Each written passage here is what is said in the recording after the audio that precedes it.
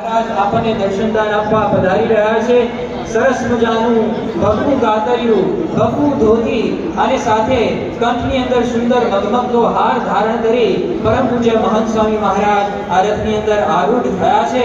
હવે આપણને વિશિષ્ટ અને અલૌકિક દર્શનનો લાભ આપવા માટે પરમ પૂજ્ય સ્વામીજી પધારી રહ્યા છે।